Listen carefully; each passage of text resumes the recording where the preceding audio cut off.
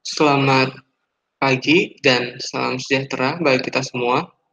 Perkenalkan, nama saya Bima Mahendra selaku anggota tim KKN UGM yang melaksanakan KKN di Dukuh Karangrecek dan Dukuh Belimbing. Pada hari ini saya akan mempresentasikan dari materi PowerPoint yang telah saya berikan mengenai budidaya maggot BSF. Nah, maggot BSF itu atau disebut juga Black Soldier Fly atau larva lalat hitam merupakan larva dari jenis lalat besar berwarna hitam yang terlihat seperti tawon. Nah, maggot BSF ini adalah bentuk dari siklus pertama BSF yang nantinya bermetamorfosa menjadi lalat dewasa.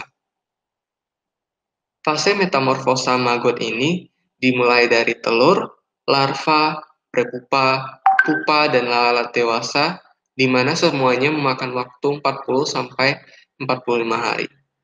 Nah, tidak seperti lalat yang biasa kita temui, lalat BSF ini dengan nama latin Hermetia illucens memiliki banyak keuntungan dan manfaat bagi manusia. Nah, kelebihan dan manfaat tersebut yang pertama itu untuk perbaikan lingkungan. Nah, selama masa hidupnya, maggot ini mengkonsumsi makanan organik. Seperti yang kita ketahui, Indonesia marak akan limbah organik, sehingga membudidayakan maggot ini akan membantu menekan jumlah limbah organik yang sudah lama menjadi permasalahan masyarakat dan pemerintah. Nah, maksudnya limbah organik yang dimaksud itu adalah salah satunya sisa makanan seperti sayur dan buah-buahan yang ada di sekitar kita. Nah, untuk yang kedua yaitu pakan alternatif penuh nutrisi. Ternyata, larva lalat hitam berpotensi menjadi pakan alternatif yang dapat digunakan oleh ayam, ikan, dan lain-lain karena mengandung protein dan lemak yang cukup tinggi, yaitu sekitar 35% protein dan 30% lemak. Oleh karena itu, dapat dikatakan bahwa pakan alternatif dengan larva lalat hitam kaya nutrisi yang dibutuhkan oleh setiap hewan ternak untuk tumbuh sehat dan kuat. Nah, berikut merupakan tabel kandungan gizi larva lalat hitam. Dari tabel tersebut dapat dilihat bahwa larva lalat hitam mengandung banyak sekali asam amino esensial yang berasal dari metionin hingga triptofan dengan kandungan persentase yang terdapat di tabel tersebut. Nah, selain itu juga keunggulan maggot BSF lainnya yaitu yang pertama tidak berbau amis seperti pakan lainnya. Yang kedua itu tidak jorok, mudah diambil dan disimpan. Yang ketiga mudah dicerna oleh hewan ternak. Yang keempat murah dibeli dan hemat. Yang kelima sangat sehat bagi hewan ternak. Yang keenam cara budidayanya mudah dan tanpa ribet. Yang terakhir adalah jelas dan teratur.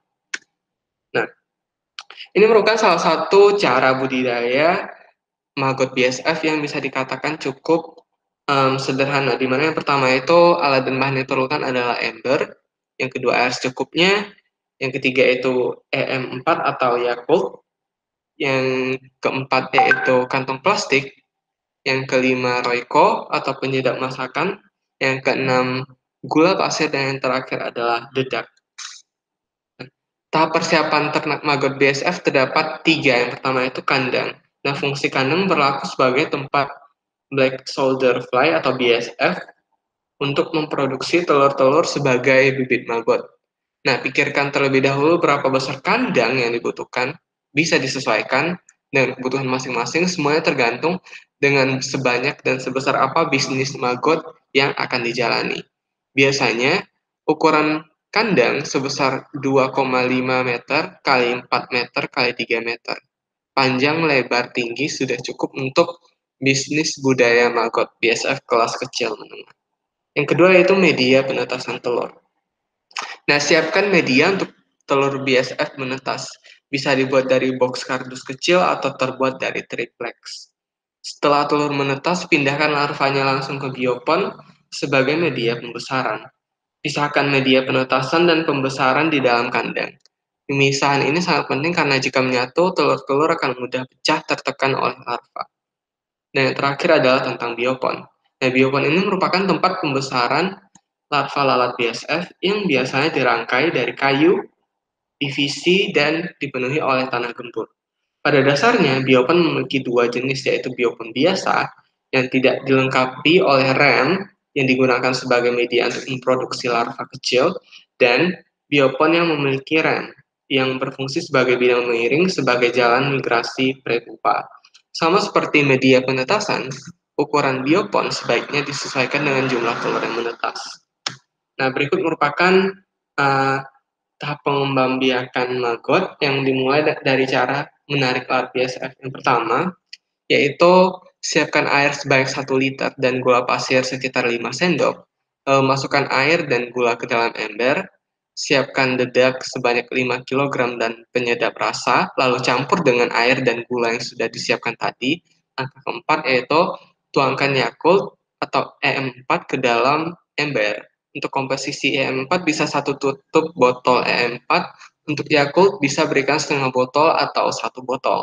Nah, aduk semua bahan sampai tercampur dengan rata.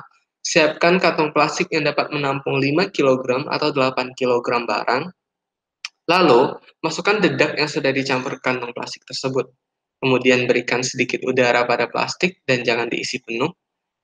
Lalu, ikat kantong plastik berisi dedak rapat-rapat sebelum diletakkan kantong plastik di daerah yang sejuk dan dibiarkan sampai 5 atau 6 hari. Nah, setelah itu, agar terjauh dari binatang pengganggu, berikan tutup atau kawat di sekitarnya karena baunya cukup amis dan dapat mengundang kucing. Dan selanjutnya adalah dalam masa ini, campuran dedak akan berubah menjadi cairan berfermentasi dan setelah selesai, tuangkan campuran dedak ke ember dan tutup menggunakan daun pisang, plastik, atau kertas minyak. Kemudian simpan ember di dalam kandang dekat dengan media penetasan telur. Lalu, setelah 2-3 hari, lalat BSF akan berdatangan dan mulai bertelur di sekitar ember dan media penetasan. Lalu ada tahap panen maggot. Setelah telur menetas, berikan sekitar 1 minggu sampai larva benar-benar sudah terbentuk. Waktu yang baik untuk panen maggot BSF adalah 2-3 minggu setelah telur menetas. Agar lalat BSF selalu datang dan bisnis terus berjalan, taburkan dedak fermentasi di sekitar media penetasan telur sebanyak seminggu sekali. Lalu jangan lupa menaruh sampah organik seperti sayur atau buah yang sudah tidak bisa dimakan di dalam kandang sebagai pangan maggot BSF.